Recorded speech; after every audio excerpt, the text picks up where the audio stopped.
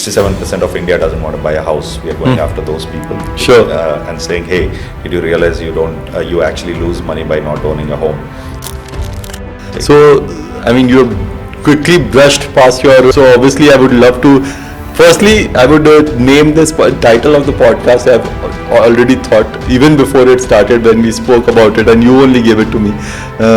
Thinking how to think. And I think about thinking how to think a lot as well. Then I said, if 67% of India doesn't want to buy a house, and 70% of Indian wealth is sitting in real estate, that is a product category which is very ripe for disruption. 1960s, that is how suburban living in the US took off. I think that moment is in India today. Wow. And I'm a big believer of bootstrapping businesses because a lot of discipline comes. Innovation is easy when there are a lot of constraints. Yeah. Having no constraints is very dangerous. That's true.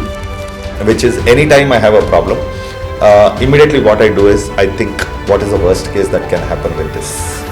And then I say, what is the economic value to that?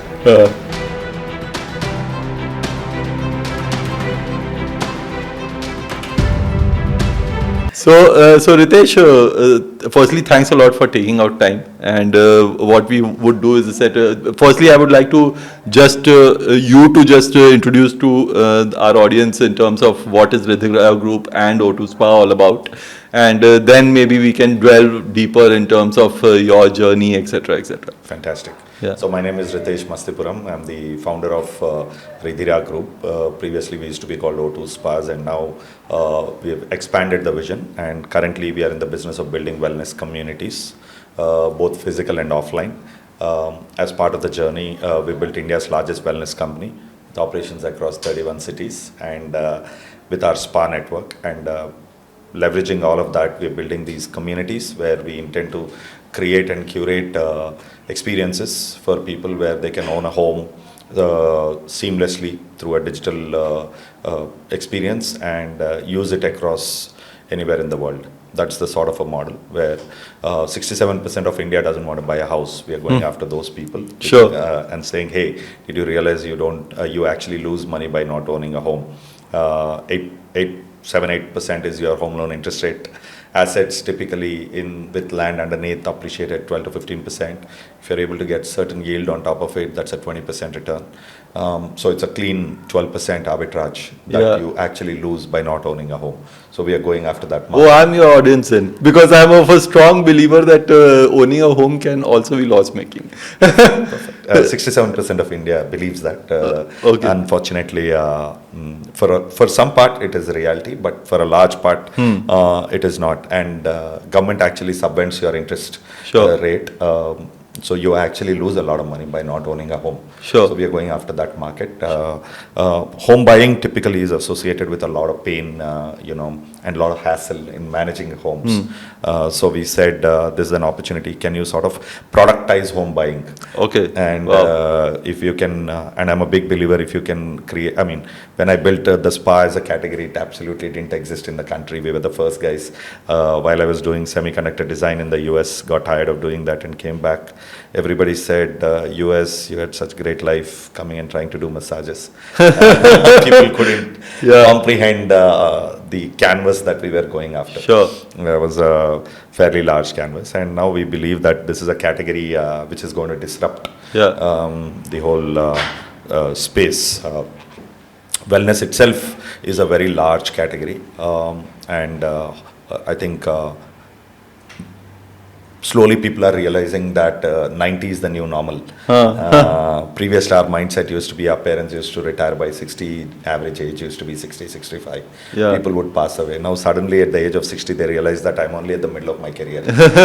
All tech, everybody is saying, 120 is what you're going to live. At least our parents, most of them we see comfortably living till 90. So post 60 they at least have another 50% life ahead of them. And unfortunately majority of it is purely because of lack of awareness, focused on illness. Whenever I have a pain, whenever I have a problem, I'm going and to a hospital to treat them. That is more of a short-term approach to a problem. And I'm always a big believer of long-term. I look at everything long-term. In fact, in our before starting the podcast also, I think we were discussing about can we talk a little bit about how to think, how to think. Yeah. I think that's a fair one of a very interesting topic, because once you learn how to think, it sort of recalibrates the approach towards every situation, how you look at it, and that is something that I think has helped me come to where I am. I'm a second-time founder. I built a business from ground up. Then COVID hit. It was a very interesting experience where at that moment it felt that 13, 14 years of what I'd built painstakingly from ground up had all gone. And that sort of gave an opportunity to really look at, okay, what's the canvas, what's the opportunity, how do you really look at taking this as a, either you take it as a problem and say, COVID hit and I lost it all, what I built over 15 years, and then I'm back to zero, and do I accept the way it is, or say what is the canvas that holds in front of us, and post-COVID, how will market react, how will trends change, what are the macros, and I've also realized that the moment you bring one industry or one category and marry to another industry or category, there is a lot of alpha that happens. How do you manage that alpha and look at the good from each of these industries and marry those two and get an alpha? And the moment you get that alpha, if you marry that to another alternative industry, you get another additional alpha. Triple alpha means you're much, much, much more ahead of the curve compared to people in that industry. That is why generally they say disruption always comes from an industry which is not somebody who is from that industry. So I think that is an interesting experience where we sort of, for me, it was an opportunity to really look at things with a clean canvas. Say, what I built is lost now. What is the opportunity that I have ahead of me? And how do I take that opportunity and see what I built, what is the core wireframe and the strength in that industry that I built, and leverage that to an alternative industry. And when we looked at it, that was how the whole vision of Ridhira formed, because I'm first generation entrepreneur. Started off with just starting off with the first spa. Then I said, okay, I had to expand and replace my US income some way. Then expanded more spas, and the vision was almost like a tunnel vision. Build bigger up on what you built.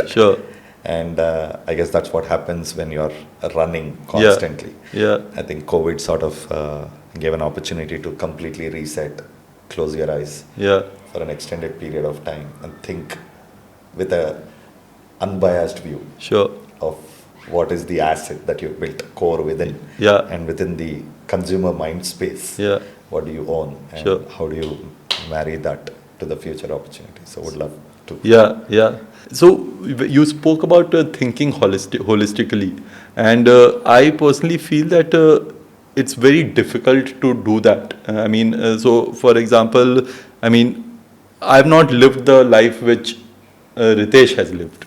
So, and today, for example, our company has 60 people. All of them come from varied backgrounds. Some are entitled, some are not entitled, some have gone through a good life, some have gone through a difficult life. Just like you, when I was raised, I lost my dad at a very early age, when I was 5 years old. So I also lived in a situation where going out once in a year also to eat was also a big celebration. But then, then I started thinking that I want to create so much wealth that money loses its value completely in my life. Now, if I have to look at somebody who comes from a very wealthy family, I always keep thinking that what's this person's drive? So how can we think holistically? I think at a deeper level, it's all about purpose. Like, I think that I'm a very good example of that, because when I started my entrepreneurial journey, I think money was the only motive. And I still remember like my mom asking me, what is your definition of success? And I had when I moved back from the US, and I had a very small vision. And I said, if I could replace my US income, that's success. And interestingly, within the first year, I'd replaced because I never was aware of the power of entrepreneurship at that time. And I had to continue to, because you're in one path, and because I think we all go into that grind. I kept on expanding the spa business, and at a lot of times, I guess I was not even aware of why I am doing this drive. Just want to expand, and go. Once COVID hit, I think it sort of gave me an opportunity to really redefine who I am deep down, meaning like what drives me. I think if we are really able to understand that and put that in a proper wireframe. And what I realized at that time was that if 15 years of what I built could be lost in a jiffy, then let me enjoy the next ride. Let me make it so much fun that every moment of it has to be blissful. I never want to wake up with a day that is not something that I don't enjoy or I'm not excited. So I said, let me create a new vision for myself. And that is when the whole Ikigai framework really helped me. Saying, okay, what do I intend to do for the rest of my life? This is a journey. I mean, COVID has made us all realize that it's a journey. Never chase a particular point. Everything is like a point of excitement, and then you get and think bigger. So defining the purpose was more about understanding what all do you intend to do for the rest of your life.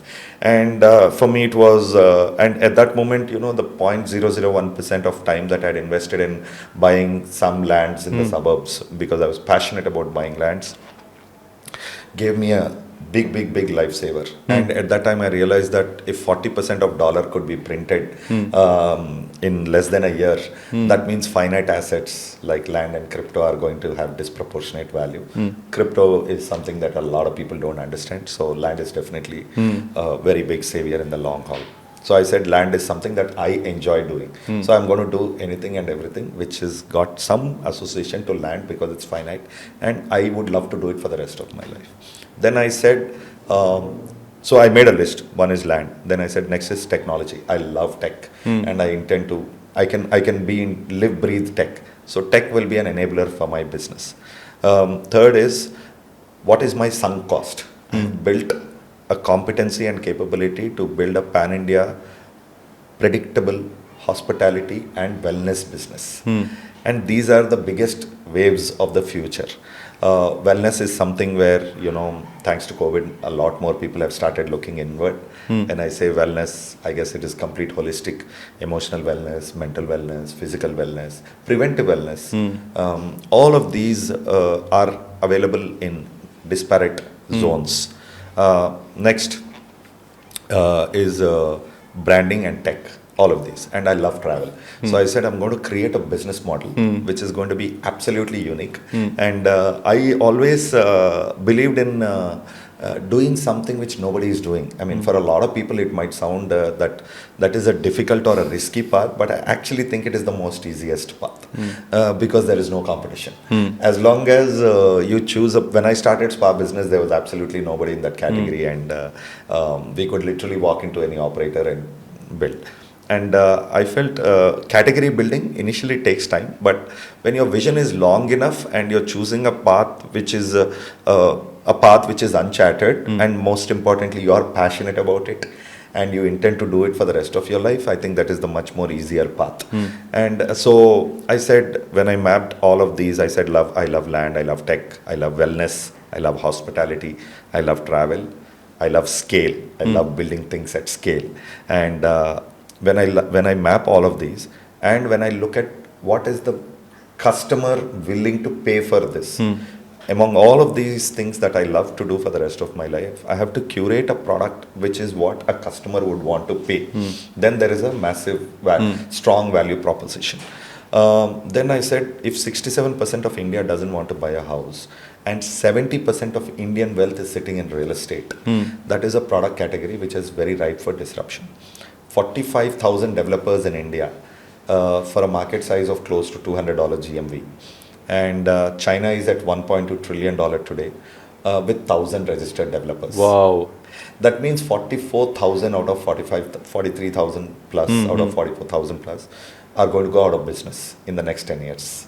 Law of nature. They are going to go out of business due to consolidation, access to capital, barriers to entry, so many things. So I said this is one of the fact. Second thing is, when you look at a lot of businesses, recently there was a nice TED show which was shown by one of the popular venture capitalists, and he said successful businesses evaluated over 50-year period. Would you allocate success to capital, or success to timing, or success to founders, or success to product market fit? And more than 40% was attributed to timing.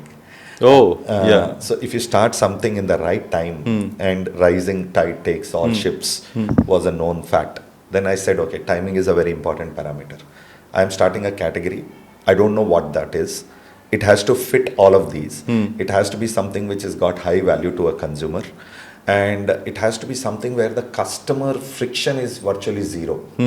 So I said, if so many people don't want to buy a house, let me go after that category. Why they don't want to buy a house?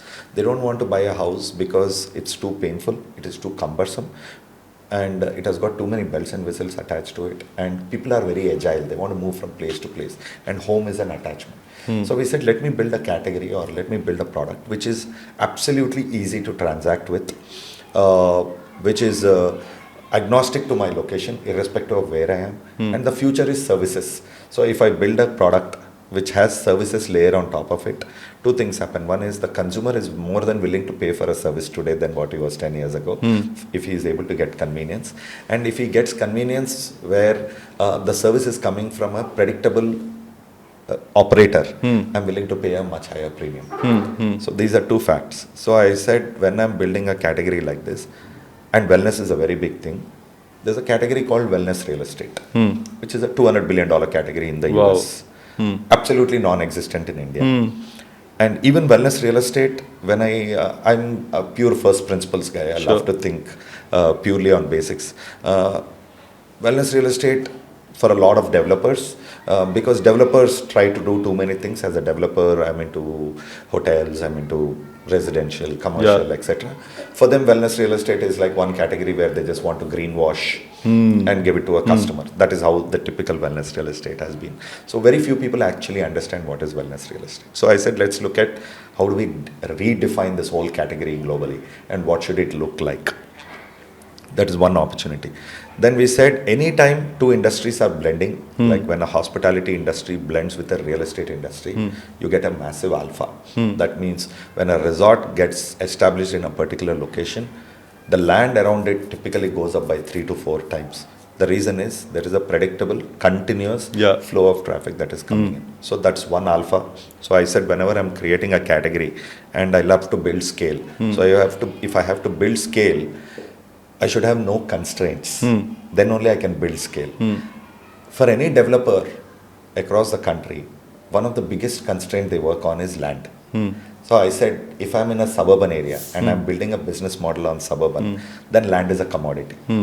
So I said, I'm only going to focus on suburban living. When so many primary highways are getting connected, the time that it is taking from one city to the other is reducing significantly. If you look at 1960s, that is how suburban living in the US took off. I think that moment is in India today. Wow. So Chennai, Bangalore getting connected with 3 hours is unheard of in our lifetime. Jaipur, Delhi in 2 hours. So a lot of cities and tier 2 cities are getting connected.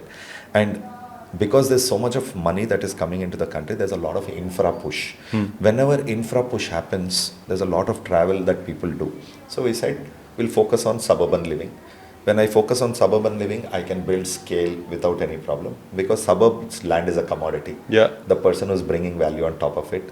So I said, if I have to build scale, if I choose suburban, I can build scale. Second thing is, if I add a hospitality layer on top of it, then I am able to add an alpha. One is I'm able to add an alpha. Second is, the theme for us is of collaboration. So can I collaborate with other operators? So I said, whenever I build a product which is wellness real estate. Why wellness real estate? Because these are all the things that I love to do. And all the things that I love to do for the rest of my life marry beautifully into wellness. And why real estate? Primarily because land was on the top of the pyramid. And I realized it's a category which is ripe for disruption. And if I can go after, if I have to build a category, if I have to build a multi-billion-dollar enterprise, it had to be sitting in a category which is very, very large. No better category than real estate. Yeah. It's a $200 billion category, growing crazy, very, very, very distributed in its offering, few players, so it's ripe for disruption. And New Age India doesn't like to buy something because of all of the problems. So I said that's a good category to go after. That's how I chose real estate. Then I said hospitality grade real estate. The moment I add hospitality, I'm able to get alpha. Second thing is consumers are willing to pay for services. So I have a perpetual income stream. I'm a business, I come from a frame of mind where I build something and it has to give me infinite results. Anything that I do. If I build one spa, for the rest of its life, it's continuously giving me fruits. Whereas a typical developer, when I see, he's curating a residential or a commercial community. Commercial probably, yes. But in a residential asset, he's sold the asset and he's leaving. Yeah. So there's no perpetual yield on that asset. So I said, that's not something that excites me. So we said, okay, wherever we are building, we will have a product which will have a services layer where perpetually there's a services income that is coming out of it. Sure. Then that asset, all the hard work that I put will give perpetual results on that. And the consumer is very happy because he's getting perpetual services comfort on that. So that fits perfectly into the overarching sort of a business model. Third thing is, I said, in my overall hard work of 15 years, we built over 1.5 million customers who deeply trust us. And today, what is the greatest currency? The greatest currency is human attention. Anybody who has human attention has great wealth. So we said we built a category where we are the only company in the world in our category, where there is a physical touch between an employee and a customer. So there is an absolute energy flow that is going between an employee and a customer, and there's a lot of trust because we don't do franchising. We are a company owned and operated format. So we have served 1.5 million customers, 15 lakh plus customers who deeply trust us, and they give us undivided attention, and they have a certain psychographic profile. There are people who are willing to invest on themselves. There are people who are very forward-looking, willing to invest on services. They're very well-being focused, wellness focused. So we said we already have a large cohort of consumers who trust us for wellness. They might not trust us for anything else, only on wellness. Yeah. So we said, how do we marry what they love us for and give them a much higher, stronger, better value proposition? And how do I transition that category into something where a consumer is transacting with me for a spa service where he comes maybe once or twice a month? But how do I engage with him at a level where he becomes my perpetual customer? So that was one of the... So all of these thinkings, this is all part of the think how to think. Right? What are your strengths? What are your weaknesses? If I have to become the largest developer in the country, there's no way I want to go and compete with the Godreges, the DLFs, etc. of the world. I have to choose a path where I've got the maximum amount of advantage. Yeah. And with that, if I am able to leverage this whole wellness as a trust, as a category, then I'm able to build scale. Coming back to, again, core basics of thinking how to think. We said, so if it's for wellness, and if I'm able to bring an offering which is unique enough, easy enough, that means it has to be only a few clicks away.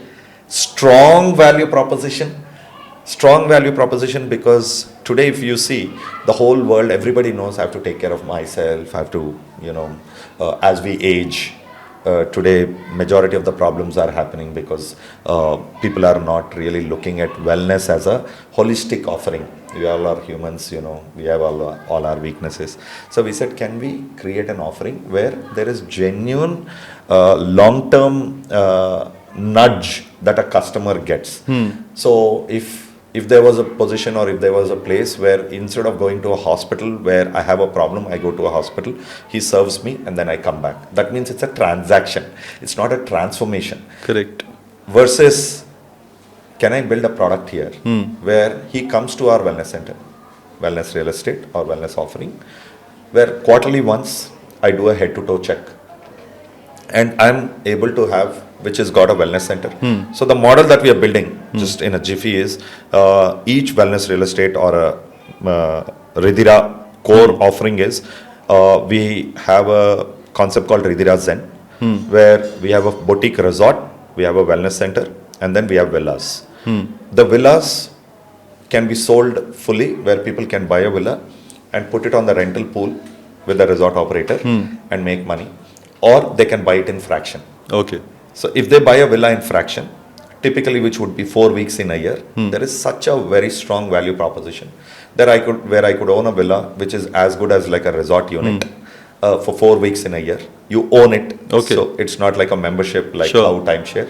So because you own it, it's an appreciating asset, and it could be as low as 30,000 a month for the next 5 years. Wow. So that's a killer value proposition. Superb. Yeah. And you own the asset, so it's very Yeah. strong value. And typically it is suburbs of cities, so it's not like I have to take a plane and go. Correct. And every quarter, if I can go check in for a week, there's somebody who's a very strong wellness center where professionals are doing a deep dive, and I can go. I literally check in. I'm doing preventive wellness, and after I come back through our digital ecosystem, somebody has mapped me, and they're doing my nutraceutical check. Summer is coming, or winter is coming. What is my proactive? What is going to be my metabolic rate? So what food I should consume? There's no help today for me to say I should take an ashwagandha or my cognitive levels are coming down. I should take a brahmi. I should take a dash of tulsi. Yeah. Nothing in, unregulated quantities, etc. Yeah. So we said, can we build an ecosystem where the customer is at the center, learning how to think again. The customer is at the center, not my business model. Because today, if you look at the entire wellness canvas or any other business, everybody is saying core competence, but core competence from you as an organization perspective. Nobody is really looking at the customer at the center and saying, can I build an ecosystem where customer is looked at as one individual and all his needs are going to be serviced through him at the center. And when I look at core competence, I say it's probably a very overrated category for a country like India, where 3.5, 3.8 trillion dollar economy. Next 15 years, we're going to be 10x bigger. So if you look at things in a very large, long-term perspective, and put customer at the center, core competence is something that you invest and build over time.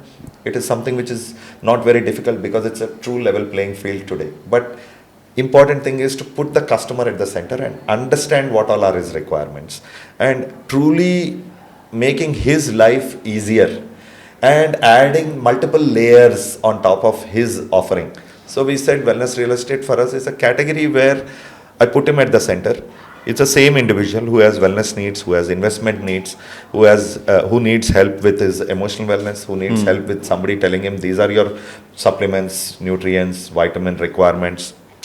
This is how frequently you need to go check in to get your mental, emotional, physical well-being.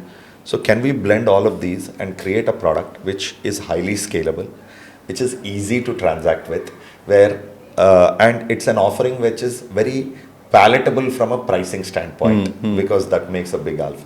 That's how we curated this entire business model. It's a work in progress. We've got excellent traction, and the idea is to again marry multiple industries together and use partners wherever required. If somebody is exceptionally good in hospitality services, might as well leverage. So a Marriott or a Taj or any of these would be one of the offering. The wellness center would be perpetually owned and managed by us. Sure. Because that's at the epicenter of the entire customer experience that people. So our vision is that people come into our spas, people might go into the wellness center, and whenever they come back, day in, day out. So we are launching a pill pack, which is like a nutraceutical category customized to you.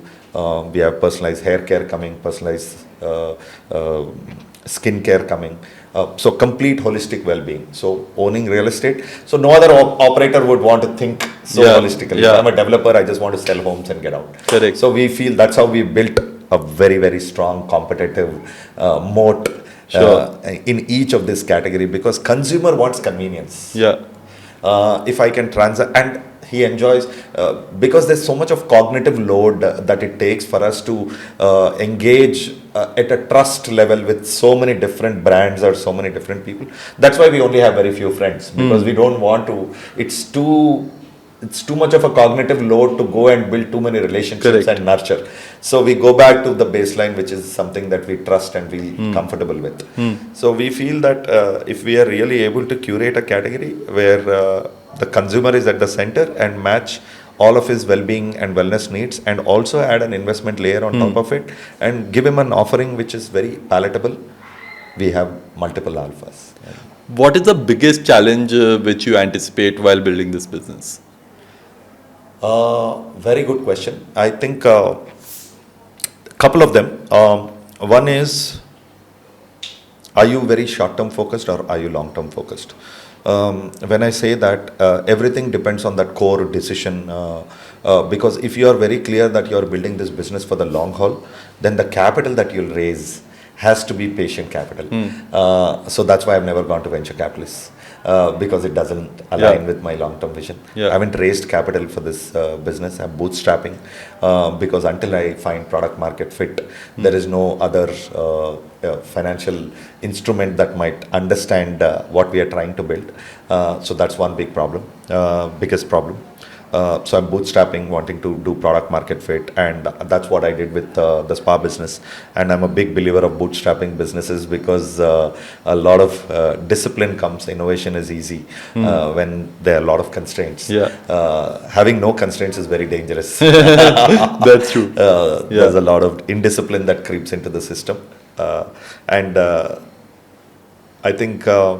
What would be the other big challenge? I think the other big challenge is being able to, because it's a bigger category that we are going and disrupting, I think being able to prove consistently and crossing through regulatory hurdles. Because we are trying to disrupt multiple industries at the same time. So we see a lot of regulatory hurdles also coming. Sure. When you are building a business which has a service layer attached to it, I mean, I think it's very important that the whole organization's DNA is aligned, which is what we were discussing right before this we started. So how do you ensure that to happen? Because we also run a service business, and a lot of time what happens is that your clients might say that, oh, I'm not able to get the service which I desire from this person, so I will want to speak with the founder for my needs to be addressed. But ideally, if we want to build an institution, everybody needs to think alike. So so you spoke about thinking how to think. How are you inculcating that habit in your people? Very good question. I think first important thing is hiring for values. I think there's a significant amount of time that I've spent in HR. Probably in the last 1 year, I probably spent more than 50% of my time in HR compared to any other department. Primarily because I've institutionalized so many processes. Today, I think it's 10 times more difficult to get into our organization compared to a year ago. Sure. The number of, thanks to ChatGPT, the number of tests that we've been able to put in place to hire right. Sure. I think that itself, when we are building a business, I think the goal as a promoter or as a founder, you're so focused on the goal, which is the output, and the urgency that is there to sort of achieve that, and you tend to sort of do a lot of compromises. Which is okay to do, I think, as long as you realize that any position, by the time you go from a 0 to 1 to 1 to 10, the position has to churn at least 3.5, 4 times. If you're willing to accept the fact, then though your business strategy is long term and your customer acquisition and everything is long term, people acquisition strategy could be short term. I've not found great luck in that path, but sometimes due to business requirements, we have done those compromises. Sure. That is, frankly speaking, a lesson, and that is the reason why I'm also engaging with executive search firms, which I never believed in the past. Okay. But because this year we said is the year of collaboration, so I said to the organization that if somebody is very good at something, let us go ahead and seek their help. It's absolutely okay. Sure. And once you do that, then you hire much more deeper for values. And once you hire for values, I think, and continuously communicate the vision. I have a mandatory town hall every month. Not every month is a great month, I think, but once you show the larger vision and the progress that we made in this month to that grander vision, I think people are really able to appreciate. There have been situations where people wanted to resign, people wanted to move on. If they were great people, I think I made them sit and understand that are you focused on short term or are you focused on long term? The moment you're focused on long term, this is an opportunity or a path where you also have put in a lot of effort to build this relationship mutually. And once you really hire for values, and one is hiring for values partly. The second thing is aligning continuously. I think that's people I think grossly undervalue the importance of aligning people constantly. See, human mind is 95% negative. And there's one saying, right? Dr. Joe Dispenza says this, average human gets 1,20,000 thoughts a day and 95% of them are negative thoughts. And 90% of those 95% are repetitive negative thoughts. Oh, wow. So especially when the going gets tough, I think you go to your default state, which is 95% negative thoughts. So I think as founders, it's very important that we sort of put the spotlight on the 5% and show the opportunity, the scale, the positive, vibrant life that it is going to give. And for all fairness to employees, they didn't want to take large risk. That is why they aligned, to you. Yeah. So it is, I think, your responsibility as a founder to continuously, inculcate in their thought process that, we are chasing a much, much larger vision. And more importantly, how is it going to enhance their personal life because of this grand vision. And once the vision is very long term, I think it's much, much more easier to attract great people. And there were a couple of situations where, in fact, today we had a senior resource whom we had hired, and he did not take up our offer, and he wanted to join somewhere else. So I actually picked up the phone, called him and told him that this is the biggest mistake of your life and you're going to repent it for the rest of your life. And he asked me a lot of questions, and after 35 minutes on the phone, he said, I'm joining you. And today in the group meeting, he was saying, it's only been a week he joined, and he was saying how important for him it was that I, as a founder, communicated the vision. And it made me even more aware that, by not doing that, because we as founders are, it's in our DNA that how we are able to continuously look at de-risking the organization, right? Stability is about continuously de-risking the organization. And by de-risking, what you're doing is you're building better processes, but you're also expanding the vision. And if that is not being constantly communicated to the team, they are in that default cycle of 95% negative, especially in a high growth environment. And it's only fair for them because they didn't want to take risk. That's why they joined you as an employee. And it's only very natural that they are part of that 95%. So I think by spotlighting on the vision, I think we move their mindset from the 95% to the 5%, which is the opportunity, which is the bigger canvas that you're going to chase up. When you chase up that bigger canvas, I think the path becomes much more easier. Retention is much more easier. People, I keep saying to all our leadership team that the most important thing for us is to create an environment where people love to come to work. The moment you make that happen, I think the rest is history. Great results come out. But it is probably the most difficult thing to do. So in my town hall, I keep saying that we are all humans. We go through cycles of positive, negative, everything. But nothing is set in stone. And the beauty is if you're constantly communicating the vision, a lot of times people might be hired for something else, but their heart lies somewhere else. And that sort of helps you in better talent management. Because from a filtration standpoint, you've already hired for great aptitude and great attitude. Both. So we have a general aptitude test, we have a sales aptitude test, we have a disc test, where we have at least got, the right filters in order. Once all of those are in order, I think, and with this day and age of AI, I think once you hire for DNA, you can put people in any other task they would naturally outperform. But the key is that they are aware that this opportunity exists. And for you to make that aware that this opportunity exists is this path of showcasing the vision. Sure. Because that sort of opens up their blind spots. Oh, Understood. I'm not enjoying what I'm doing, but Yeah. I think this is something that I might be excited to do. Understood. Fair enough. And you also mentioned that you are an avid reader, so which is one book which has impacted your mindset the most, and and what are the ingredients of that book which has really stuck with you? I think I highly recommend the Almanac of Naval Ravikant. Okay.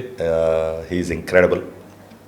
From a thinking perspective, this is not a very large book, very small book. Basically, what are your leverages? How to think on what are your leverages itself, I think, is a very big topic. Sure. But he simplified it so beautifully. He said you only have 4 leverages. You either leverage your time, or you leverage your capital, leverage code, or leverage content. If anything that fits in between all of these 4, if you're able to put your wireframe there, energy there, I think you achieve disproportionate results. A lot of the decision making that I try to do, I try and put that into the framework and say, do I have an infinite leverage on this?